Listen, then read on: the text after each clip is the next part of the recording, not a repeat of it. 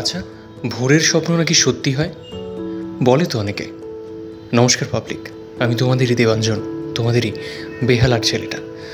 আজ ভোরবেলায় আমি ঠিক এই স্বপ্নটাই দেখেছি আমি দাঁড়িয়ে রয়েছি বড় বড় পাহাড়ের মাঝখানে। অদ্ভুত সুন্দর প্রকৃতি। সকালটা শুরু হলো এরকম গরম গরম চা আর আমার কাজ দিয়ে। তারপর একটু ফোনের গ্যালারি ঘাঁটতে ঘাঁটতে পেয়ে গেলাম আমার পুরনো সব ভিডিও, যেখানে আমি চলে গিয়েছিলাম জলপাইগুড়ি স্টেশনে। ট্রেন থেকে নেমে বাইরে বেরিয়ে একটা স্কুটি ভাড়া করে নিয়েছিলাম এবং আমার বন্ধুর সাথে পৌঁছে গিয়েছিলাম সিকিমে। আর এই পুরনো হোটেলগুলো দেখতে দেখতে যাচ্ছিলাম। এইটা আমার খুব একটা ফেভারিট হোটেল। এখানে উঠে আমি রাত্রেবেলা নাইট শিফট করেছি। ছেলে মানুষই করছি।